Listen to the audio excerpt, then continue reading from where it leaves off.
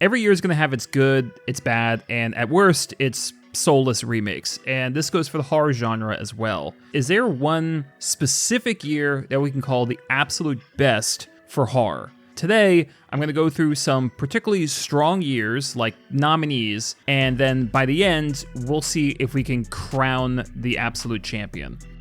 So the earliest I'm going to start is 1960. This year has a lot of quality, but also because it was kind of a lot of firsts, a lot of trendsetters. Peeping Tom and Psycho are generally considered to be the first slasher movies. Psycho's camera setups, its original music, and shower scene have influenced horror sequences to this day. Black Sunday is credited for steering the ship of Italian Gothic horror, and Eyes Without a Face took a more artistic and melancholy angle to horror and inspired many future films, including The Mask in Halloween, that was inspired by this movie, and the plot of the film The Skin I Live In. In case you're wondering, yes, Billy Idol did get the title idea for a song from this movie. There's not as many really notable horror movies to talk about from this year, but the ones that are notable are iconic and trend-setting. So subsequent years in this video will be just stuffed with movies. More horror movies are being made by actual studios than decades in the past, but 1960 did pave the way a lot for future filmmakers. Right now, let's just set this as the best, and let's see if the next few years will take its crown. I was going to put 1968 because it has Rosemary's Baby, which is phenomenal from acting to staging to pretty incredible poster, honestly. And of course, there's George Romero's Night of the Living Dead, which essentially invented the zombie genre. But apart from those, there aren't any really big ones that really make this year stand out. So I'm going to kind of leave that one alone for now. They're coming to get you, Barbara. Stop it! You're ignorant.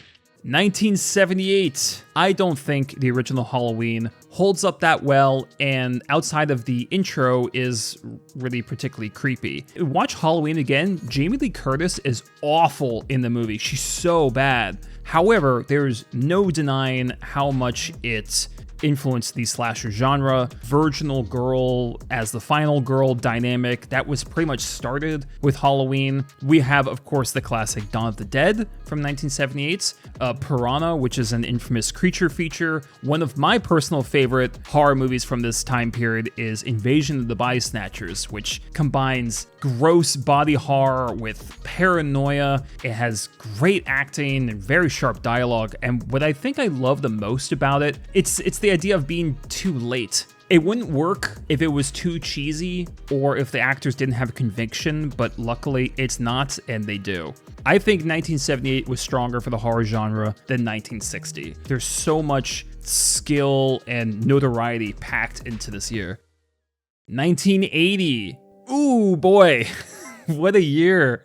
What can I do? I mean, I could sit here for 15 minutes and talk about how good The Shining is. Do I think it's the greatest horror movie ever? No. Do I think it's scary? A little bit. But The Shining absolutely mastered its atmosphere. But we have to hand a lot of this over to Stanley Kubrick, and also the original score, which has been copied to death by modern horror films. Friday the 13th, I don't think it's a great slasher, but it was the first of that series, and again, like Halloween, created this new dynamic of, horny teenagers at the camp being hunted one by one, and it deviated from Halloween in the sense that it was much more gruesome. We have Prom Night, which is a fun kind of midnight slasher movie. John Carpenter's The Fog, a classic, and what is technically the first found footage or the first pseudo-documentary horror film, which is Cannibal Holocaust, a movie that not only was extremely dangerous to film in real life, and they actually committed several acts of violence against people and animals, but it was so realistic looking that the director actually got arrested. There's Altered States, which is one of the more psychedelic, trippy horror movies I've seen that I would highly recommend. A madhouse, but with just enough rationality to make it click. And lastly, The Changeling. It's like every trope of a haunted house movie is in this movie, and it's done well. Super classy and patient. And if you're interested in haunted house movies, The Changeling is practically a blueprint. I'm going to make a judgment call here. This is tough, but I'm going to say that 1980 was a better year for horror than 1978. So much talent here and such a variety of filmmaking as well. 1984. I don't think this is going to win, but I kind of wanted to shout it out because 1984 is one of the craziest years for cinema, period. Iconic movies. So for horror, there are still some noteworthy movies that came out. Children of the Corn, Firestarter, the original, do not watch the remake, it is god-awful. The classic Nightmare on Elm Street, which, except for the ending, still holds up. I'll never look at rugby the same way again. We get plenty of horror-adjacent movies that are great, like the Coen brothers' first movie, Blood Simple, the bloody, sloppy trauma film Toxic Avenger, the child horror film Gremlins, which is so violent it helped create the PG-13 rating. True story. I don't know what happened to 1984, but everything just clicked. But for horror, I don't think it quite knocks 1980 off the pedestal.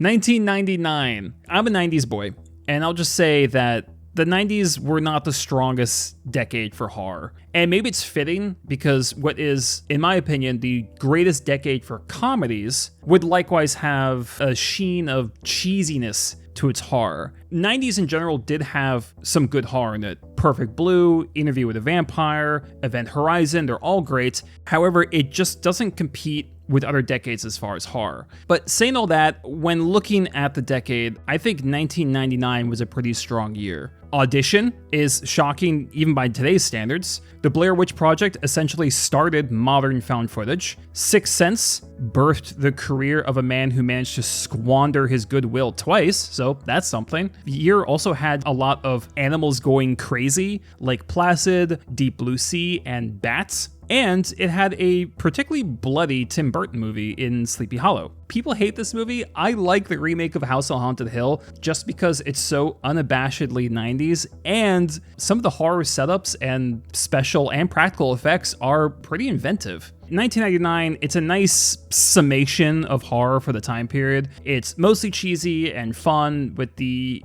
occasional genuine scare. Good times, but I still think 1980 keeps the crown. 2016 might have been a bad year for a lot of people, but it wasn't for the horror genre because Jesus Christ. I can't even give mini reviews for all these movies because there's just so many. Autopsy of Jane Doe, The Conjuring 2, Raw, Train to Busan, the zombie classic, Under the Shadow, a horror/war film, Neon Demon, gorgeously shot film about fashion and horror. The Wailing, I still think is like the Deer Hunter of horror because it's so brilliant and tragic and heavy. I think Don't Breathe used audio editing to fantastic effect, and I love the villain. Split should have been nominated for Best Actor, and I don't know what the hell happened there. There's so much here, and there's just so much variety here. I didn't even mention 10 and Cloverfield Lane because I don't know if that really counts as horror, but I love that film, and John Goodman did a fantastic job. Putting life and scale back into certain subgenres like zombies and body horror and possession. That's how this year comes across. It's a shot in the arm, it's a boost. People watching this video, I know some people will be annoyed because more recent years might beat out older ones. I think it's important to note the trendsetters, the limited effects, the budgets, everything about the time period. But it's not an automatic gold medal just because you did something first. So, for example, the Blair Witch Project basically created the modern found footage genre. Does that mean it's the best found footage movie? Fuck no, not even close. Again, we have to weigh notoriety and influence along with technical skill. I think with the sheer amount of strong horror films that came out this year, variety and creativity that went into them, the amount of technical polish, I think so far 2016 is the best year for horror. And let's see if the next 2 years that we're going to talk about can beat it. I go to this guy in Beverly Hills. Andrew. Dr. Andrew. She's in love with him. Of course I love him. Look at me. He calls me the bionic woman. Is that a compliment? 2018. These are some heavy hitters. I feel like that's the perfect word. If there's a theme to 2018, heavy feels like the right word. It's heavy in drama. It's heavy in how much it scares you. Obvious standout here is Hereditary, one of the finest horror performances of all time. The remake of Suspiria is a little too long, but what an insane film, especially towards the end. The Room Full of Mirrors, that sequence, beautiful editing, and it's so rhythmic that it's entertaining to watch, but it's also something you don't want to even look at because it's so unrelenting in its violence. Climax, if we want to call it horror, has a great concept and just pretty mind-blowing cinematography, honestly. Annihilation, which is a movie I actually prefer to Ex Machina, even though it has more problems, this has more ambition. Also, it's better than the book. Mar is not a great film, but it is the most realistic depiction of sleep paralysis I've ever seen on film. Ganjim Haunted Asylum, I know some people don't like this film, but I find it terrifying and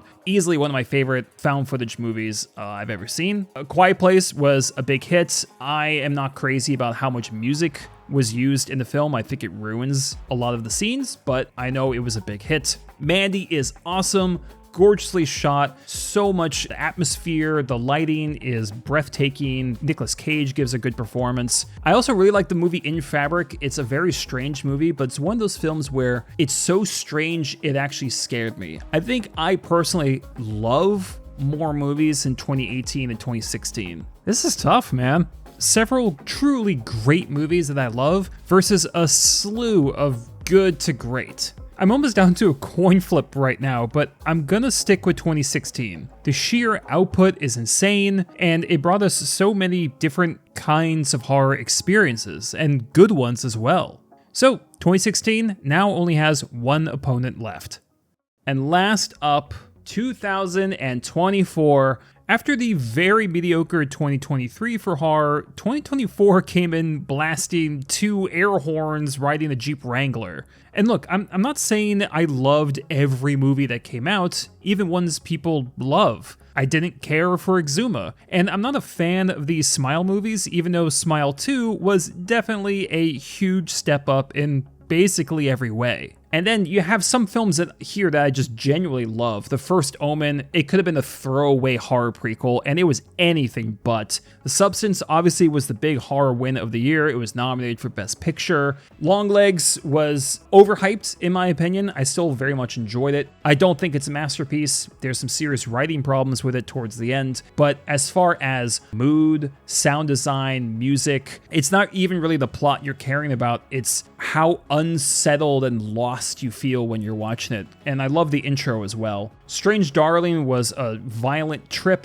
Alien Romulus, the fan service is some of the worst I've ever witnessed, but I can't deny just how well they recreated the vibe of the first Alien in its production design and sound design. Plus, I love that they incorporated a new yellow and red color scheme. Mods is a French film that's all legit in one shot. It's scrappy and a bit sloppy and a total thrill ride. I almost left out Nosferatu, which is a very well-constructed remake of the classic with the absolute perfect director, Robert Eggers, at the helm. There are movies here I love because I just think they're incredible, but many of the ones I don't, I still admire for their imagination and ambition. It's a year I appreciate more than anything else and makes me optimistic for the future.